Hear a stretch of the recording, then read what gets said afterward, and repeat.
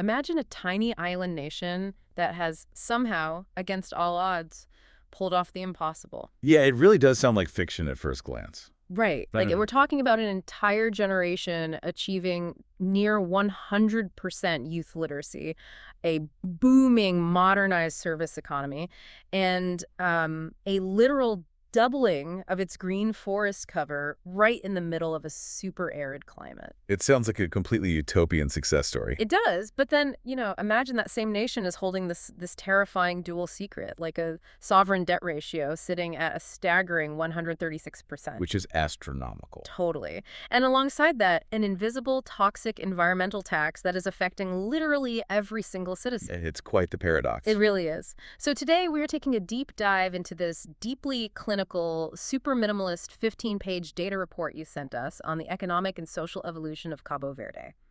And I gotta say, the paradoxes hiding in these numbers are just, they're mind-bending. They are. Yeah. And honestly, the contrast between the aesthetic of the data and the actual, dramatic reality it describes, that's what makes this specific analysis so compelling to me. Oh, 100%.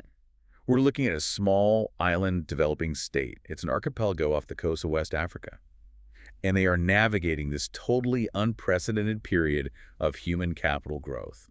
But it's not a stable ride. Not at all. That growth is balanced on a razor's edge. It's this incredible narrative of immense progress, but it's constantly threatened by these really profound economic vulnerabilities. Yeah, and if you are picturing a standard corporate dashboard right now, just wipe that from your mind entirely. Oh yeah, this is not your typical flashy presentation. Not even close. Usually statistical reports, they try to sell you a narrative with all this visual noise, neon pie charts, weird gradients, massive 3D graphics flying off the I'm page. trying to distract you from the actual numbers. Exactly. But this source material operates on the exact opposite philosophy. The entire 15-page deck is anchored by this pure, unyielding white background.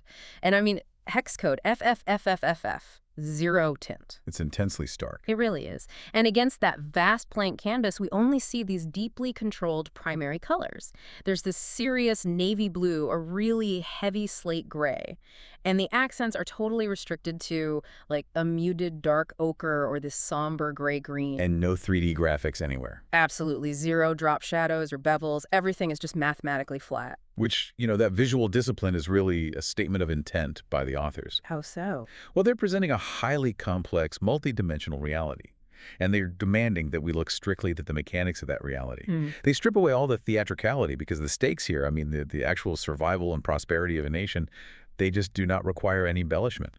That makes total sense. Okay, let's unpack this, starting right at the foundation, because before we can understand all the human triumphs or those environmental paradoxes, we really have to look at the macroeconomic engine. Right, where the wealth is actually coming from. Exactly. So the first major visual in this deck on slide 2 is this sweeping deep blue area chart, and it's tracking gross national income, or GNI, in absolute values over several decades. And right over the top of it is that jagged line. Yes, this super nervous-looking slate gray line representing the GDP growth rate. And what's wild is the authors actually used a digital pen to hand-draw red circles around specific severe drops in that gray line. Adding little downward arrows pointing right into the abyss. It's so visceral. Like in this perfectly clean chart, you have these messy red circles screaming at you. And those hand-drawn red circles, they immediately highlight the central tension of island economics. It's this brutal friction between long-term wealth accumulation and short-term vulnerability. So let's break down that blue mass first. That represents GNI per capita, and it's calculated at purchasing power parity, meaning constant 2021 international dollars.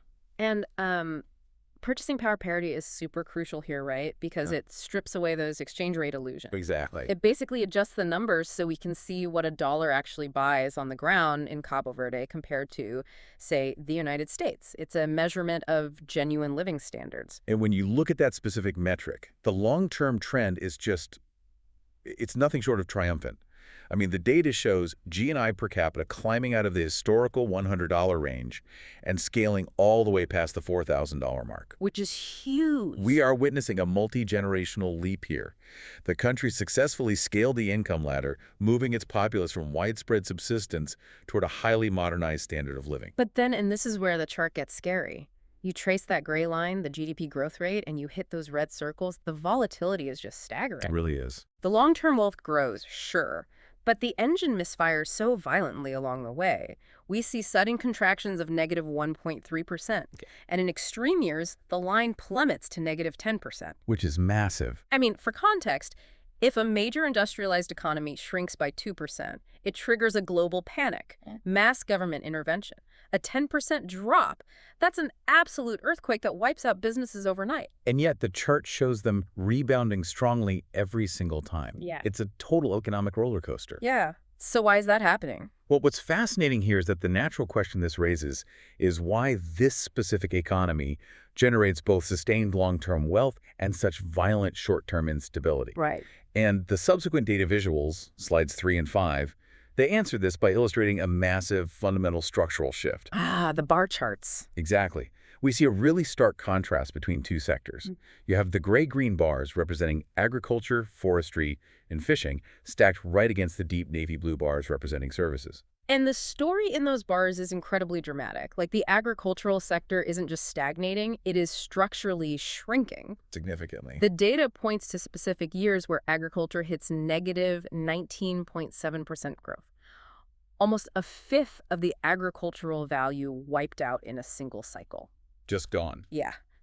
Meanwhile, the navy blue services sector is exploding upward, and the authors highlighted this with a really aggressive hand-drawn upward arrow, pushing it past 160 billion in local currency units. And the labor market data perfectly mirrors this macroeconomic rewiring.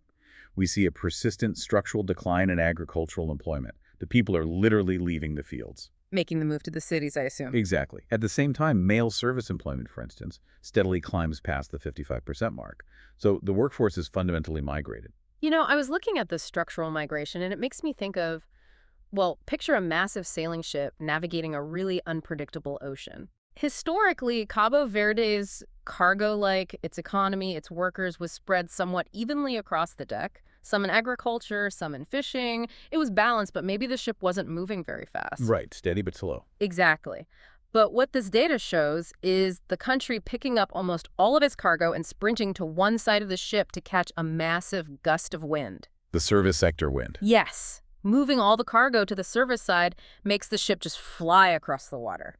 That acceleration completely explains how they push their G&I per capita from $100 to over $4,000 so fast. It's an aggressive strategy. But, and here's the catch, by putting all the economic weight on one side of the hull, the ship becomes incredibly vulnerable to tipping over if the wind suddenly changes, or if it stops entirely. Which it inevitably does. Right.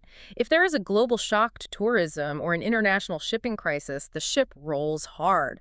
That perfectly explains those negative 10% drops in the gray line. High speed, but terrifyingly high risk.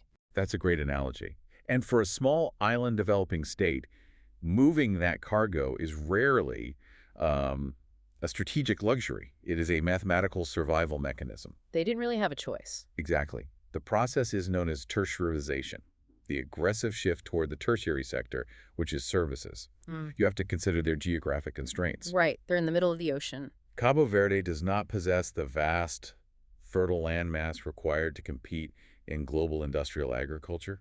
They face severe water scarcity, very limited arable land. Yeah. That makes the primary sector highly vulnerable to local climate shocks like droughts. And they can't just pivot to building massive car factories either. No, the secondary sector, heavy manufacturing, is prohibitively expensive for them. Because they'd have to import every single raw material across the ocean. And then export the finished goods back across that same ocean. The margins just disappear entirely in the shipping costs. So agriculture is too dry and manufacturing is too expensive.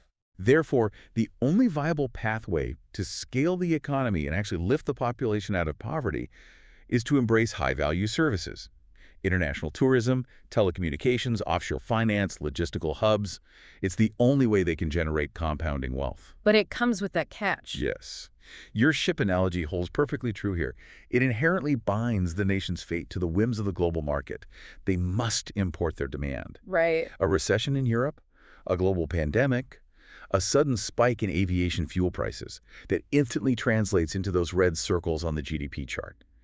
The volatility is a feature, not a bug, of this survival strategy. And they built an incredibly powerful engine, but they have absolutely zero control over the fuel supply. That is a really sobering reality. It is. But it also leads us to the next massive piece of this puzzle because, I mean, if a nation is going to fundamentally transition its entire economy from working the land to operating high-value international services, they can't just flip a legislative switch. No, you can't just declare yourself a service economy. Yeah. Right. A service economy requires a fundamentally different type of human being to operate it. It requires a massive, totally coordinated bet on human capital formation. Yes. How does a nation actually fuel a macroeconomic shift of this magnitude? By fundamentally changing the demographic makeup and the cognitive capability of its population. Which brings us to slide 4. This fascinating, smooth gray line in the data deck, punctuated by a very deliberate, long downward arrow. And this line represents the youth dependency ratio. A critical metric. Historically, this ratio is sitting at a staggering high of over 90%. But today, that gray line has plummeted to below 40%. That's a massive drop. Huge. And meanwhile, tracking along the bottom of the chart is a dark blue line representing the old age dependency ratio. Yeah. And that line is completely flat and stable, just hovering in a low range of 7 to 11%. So to understand the gravity of that plunging gray line, we really have to look at the macroeconomic friction caused by high dependency ratios. Right. What does that actually mean on the ground? Well, the working age population, generally those aged 15 to 64, they are the economic engine of a country. When a society has a youth dependency ratio over 90%, the macroeconomic friction is immense. Because there are almost as many kids as there are working adults. Exactly. Almost all the capital generated by the workers is immediately consumed just to keep the next generation fed, clothed, and provided with rudimentary care. So there is absolutely zero surplus. None. A high dependency ratio means the state and the households are basically running on a treadmill just to stay in place. They can't build new infrastructure or invest in advanced industries because every single spare dollar is absorbed by basic sustenance. But then you see that plunge to under 40%. Right. That completely changes the physics of the national economy. The burden lifts. The gap between the working population and the dependent population widens dramatically into what demographers call the demographic dividend. I've heard that term. It's a rare, temporary window in a nation's history. Suddenly, all that economic pressure lifts. Households experience disposable income for the first time. The state generates surplus tax revenue because, well, it no longer has to build 10 new basic primary schools every single year just to keep pace with explosive birth rates. Okay, so what does a visionary government actually do when it suddenly finds itself flush with this demographic dividend? They invest. And the next chart, on slide 6, shows us exactly where that surplus went. And honestly, the sheer scale of the financial commitment is staggering. The data tracks adjusted savings and education expenditure. Look at the percentages. Right. As a percentage of GNI, the country locked its education spending into a very aggressive, stable band of 3.7% to 5%. And in peak years, which are marked by little gray circles on the chart, it actually hit 6.2%. Dedicating over 6% of national wealth to a single sector is a monumental allocation of resources. And looking at the absolute dollars makes it even more real. These minimalist, perfectly aligned columns show the spending skyrocketing from around $5 million to over $90 million. A massive jump. They didn't take their demographic dividend and spend it on consumption or, short-term political giveaways to win an election. They poured it directly back into this massive new generation of future workers. But throwing money at a system is one thing, right? Achieving systemic generational transformation is another thing entirely. Yeah. The subsequent visuals provide the actual proof of concept. Yeah, and the formatting of the primary school completion chart on slide 7 is incredibly effective. It uses this minimalist step chart with rigid upward steps just like a staircase. Very clean. It shows primary school completion rates climbing from historical lows up to literally approaching 100%. The state basically ensured that nearly every single child in that new, smaller youth cohort finished primary school. Which is an incredible foundation. But then, here's where it gets really interesting. The next visual on slide 8 is a stark dumbbell chart tracking literacy. And this is where the data goes from just impressive to genuinely profound. Absolutely. And for those unfamiliar with the format, a dumbbell chart is basically a horizontal line with 2 dots on the ends. It's typically used to illustrate a gap between two groups. Right. Here, it tracks the literacy rate of youth aged 15 to 24, Yeah. with 1 dot for young men and 1 dot for young women. Now, in historical data, those dots would be really far apart, right? Like a long dumbbell representing deep systemic inequality in A education. huge gender gap. But on this slide, the authors have drawn a hand-sketched dashed circle around the most recent data point, and the dumbbell has completely collapsed. The dots are overlapping. Yes, they have crossed the 90% threshold, and the literacy gap between young men and women has been effectively eradicated. And we have to pause here because eradicating the gender literacy gap in a single generation requires far more than just building a few extra classrooms. It's a cultural shift. It implies a total societal shift. It means the government successfully incentivized families to keep their daughters in school rather than pulling them out for domestic labor or early marriage. Right. It points to modernized curricula, massively improved teacher training, and a fundamental cultural consensus that female economic participation is vital to national survival. The efficiency of that capital deployment is just breathtaking. I mean, we frequently see global initiatives where hundreds of millions of dollars are spent with very murky, fragmented outcomes. Oh, okay. But here, we see a direct, undeniable translation of capital into a gender-equal, highly literate youth cohort. And if we connect this back to the macro engine from slide 3, it perfectly explains that service sector explosion. How so? A nation cannot build a sophisticated telecommunications industry or a high-end international tourism sector with a predominantly illiterate workforce that is tied to subsistence farming. Right, the skills just aren't there. Exactly. Cabo Verde recognized that their demographic window was opening, and they engineered the human capital required to catch that economic wind. They ensured that this massive new workforce entering the labor market was highly skilled, highly literate, and entirely service economy ready. It's brilliant planning. But, and there's always all this brilliant human capital investment is essentially useless if the workforce isn't physically healthy enough to participate in this new high-speed economy. Which brings up a really baffling contradiction in their health and environmental data. It presents what I can only describe as severe cognitive dissonance. Yeah, the juxtaposition in this specific section of the report, slides 9 through 11, is honestly the most jarring part of the entire analysis. Okay, so let's walk through it. The first data point on slide 9 is a massive triumph. We see a chart tracking under 5 mortality for both male and female children. And visually, it's very striking. Very. It's 2 tightly linked lines, one dark gray, one navy, and they are sloping resolutely downward, emphasized by this thick hand-drawn downward arrow. It is a straight, steady decline. And the data notes there highlight milestone improvements in maternal health, prenatal care, overall survival rates. It paints a picture of a healthcare system that is highly functional, right? Successfully intervening and saving lives at the most critical early stages. The institutional capacity of the state is clearly functioning at a high level. Just as they efficiently deployed capital into education, they've effectively deployed resources into localized clinics, vaccination programs, midwife training. Right. The medical interventions are yielding undeniable hard results. So you see that and you think, okay, they have the health vector completely solved. They're crushing it. But then you turn the page to slide 10. And the aesthetic completely shifts. Totally. Unlike the previous slides with their careful little lines and elegant white space, this chart is almost entirely filled with a solid, imposing block of color that just dominates the screen. And right in the middle is a harsh red warning box. It's alarming. Very.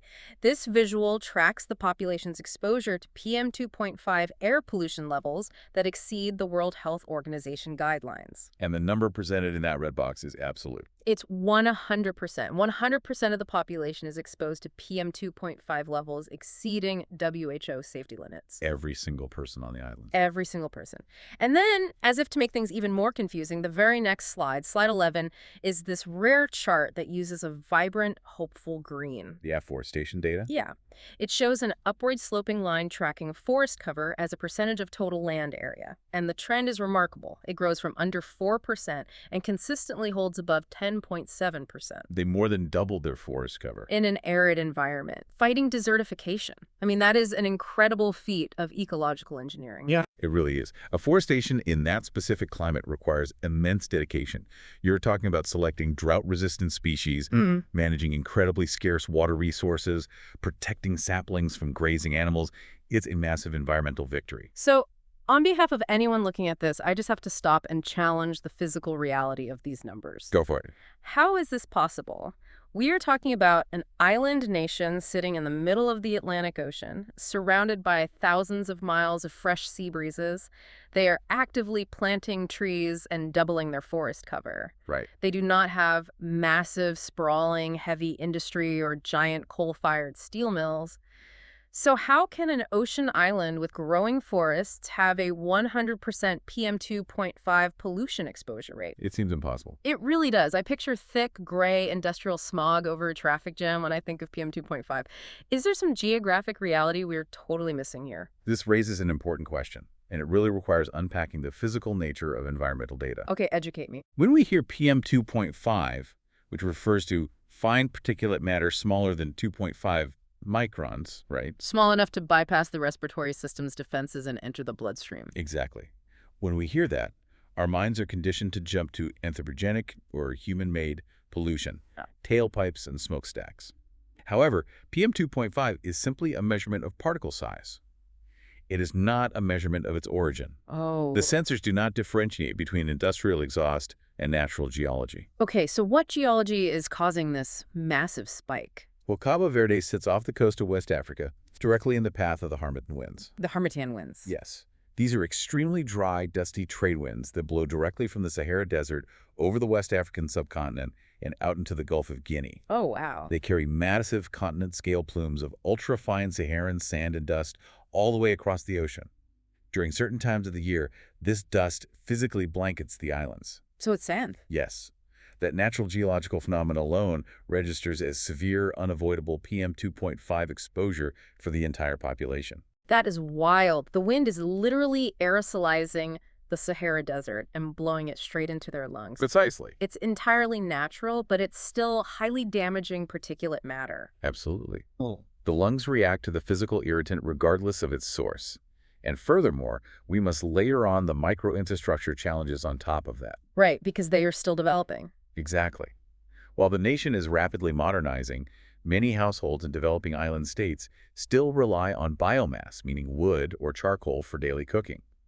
Localized biomass burning creates highly concentrated indoor and neighborhood PM 2.5. Oh, of course. Additionally, island power grids often lack the economies of scale for massive clean energy plants, and historically they rely heavily on diesel generators. Which pump out a ton of soot. Yes, they are significant emitters of localized particulates. So the 100% exposure is this brutal combination of macrogeography, the unstoppable Saharan dust and microinfrastructure like diesel generators and charcoal stoves. Which perfectly explains the paradox you were pointing out.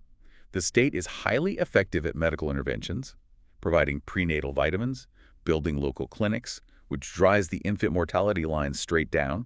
Right. And they are highly effective at state-sponsored ecological programs, planting trees to stabilize the soil and fight climate change. Driving the green line up. Exactly. Hmm. But they cannot legislate. The Harmattan winds away. No. And transitioning an entire national energy grid away from diesel and biomass is an incredibly slow, highly capital-intensive process. It is a battle on two completely different fronts. Yeah. And while they are obviously winning the immediate medical and ecological battles, that 100% PM 2.5 exposure is this. It's a silent, invisible tax. A very heavy tax. Yeah. It means that while the children are surviving infancy, they are growing up inhaling particulates that lead to long-term asthma, cardiovascular disease, chronic health issues. Which will eventually strain the system. Exactly. That will place a massive burden on the healthcare system decades down the line. It is a long-term environmental health tax running quietly in the background of their economic miracle. A silent tax that threatens to degrade the very human capital they just spent so much money developing. Right. And speaking of taxes and spending, we really need to confront the actual financial bill for this miracle. We have spent the first half of this analysis looking at incredible transformative investment. A total economic overhaul. A leap to a service economy. Tens of millions poured into education, yielding a fully literate youth cohort. Upgraded healthcare networks, lowering mortality. Historic, labor-intensive afforestation programs. All of this costs money. Massive amount of money. A truly staggering amount. So who is paying for all of this? This is where the existential bill comes due, and honestly, where the minimalist presentation of this report becomes genuinely chilling. The vulnerability matrix of this report, starting on slide 12, exposes the sheer mathematical edge the nation is walking on. Yeah, the visual for the trade deficit is just dominated by a massive deep red area graph. And this red isn't a temporary spike like the GDP drops.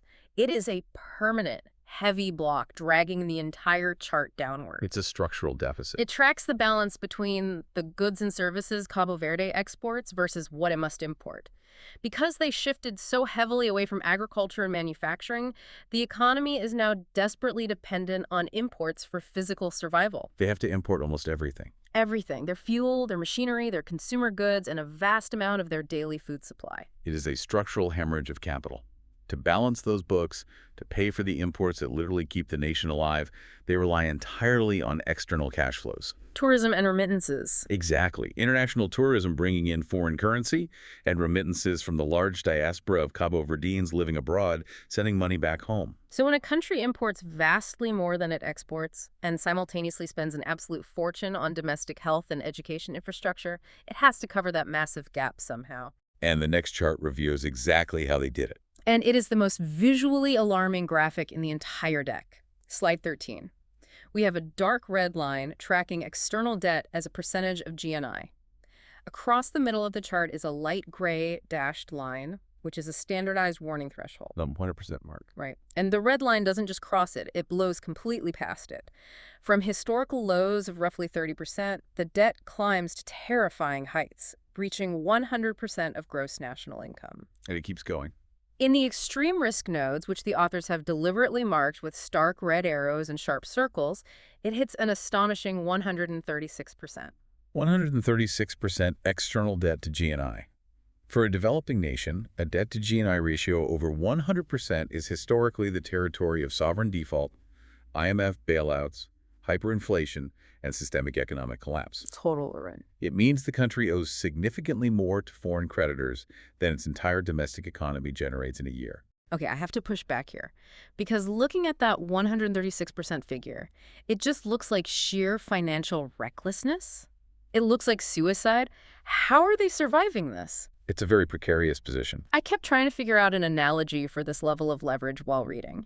And it feels like a person who has maxed out every single credit card they own, taking out hundreds of thousands of dollars in loans. Right.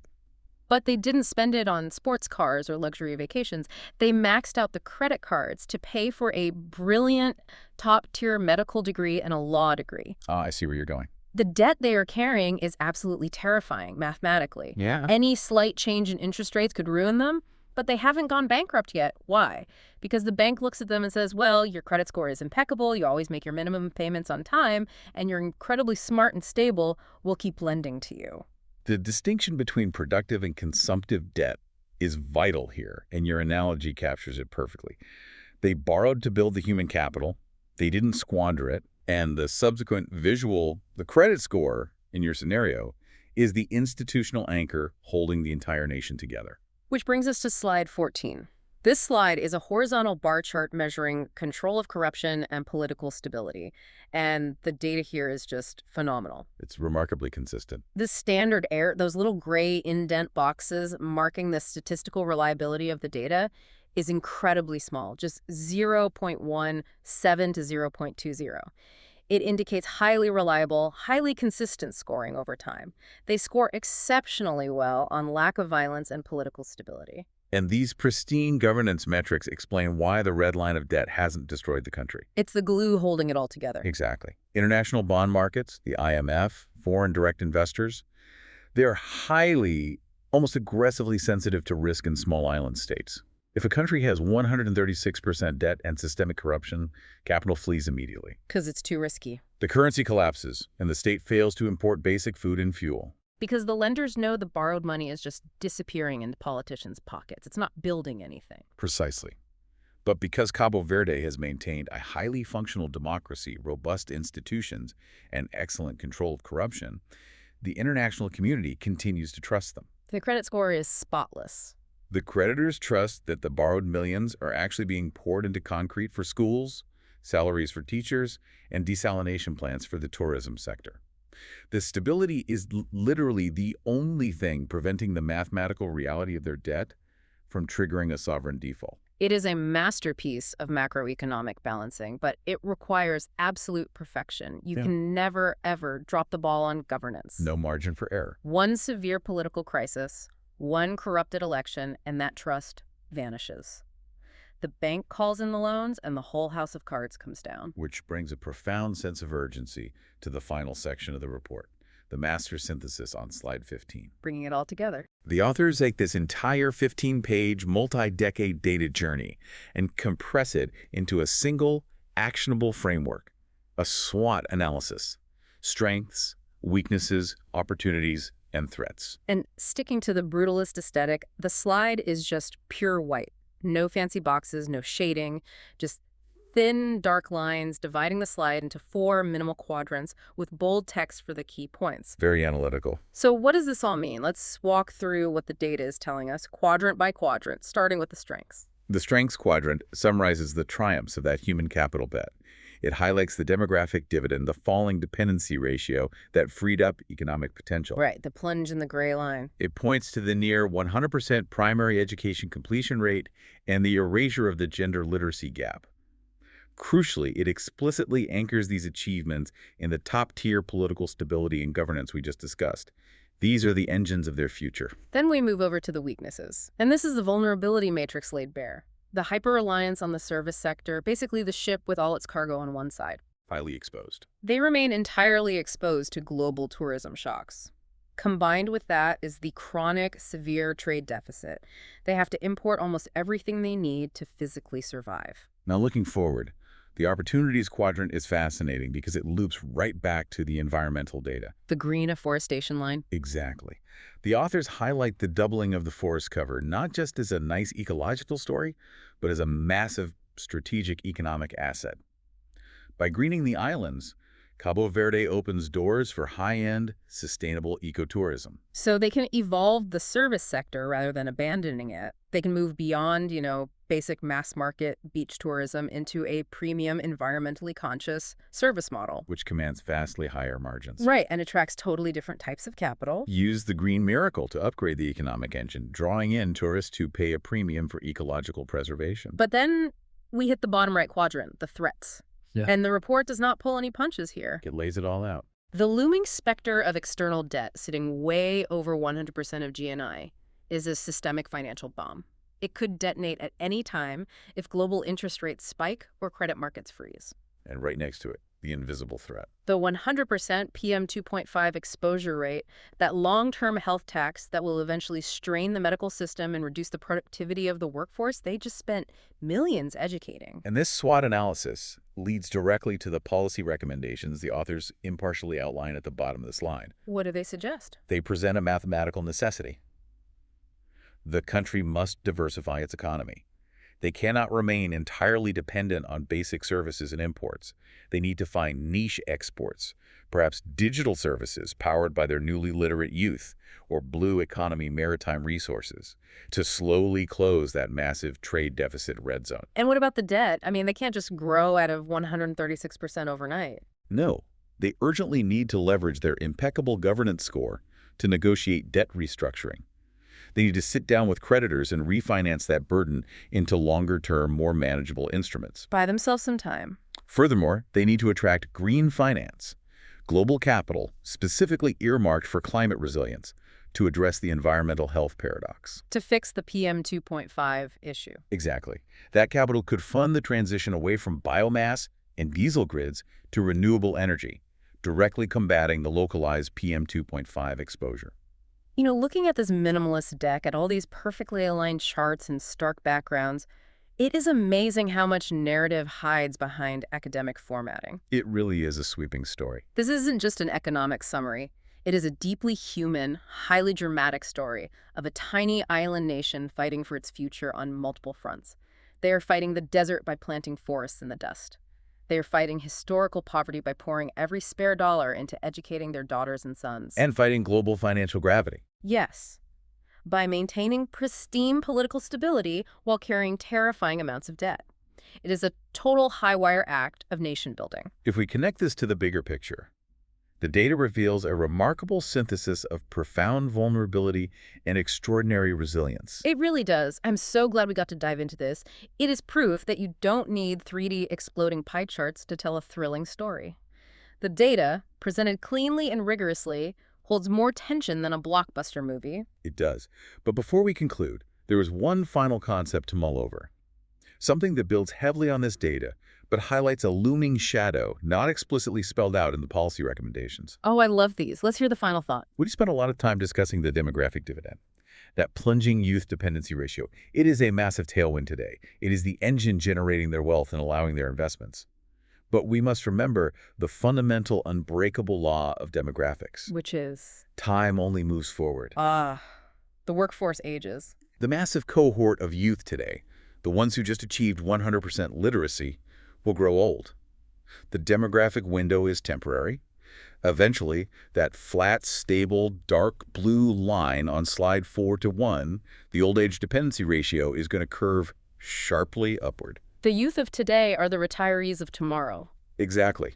If Cabo Verde does not fully transition its economy, if they do not diversify, and critically, if they do not pay down that 136% debt while this demographic window is open and their workforce is young and relatively cheap to maintain, What happened? what happens in 30 or 40 years?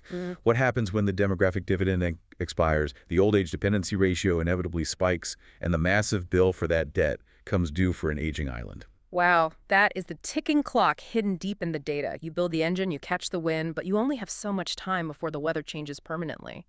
A genuinely chilling thought, perfectly suited to that clinical, pristine, white background.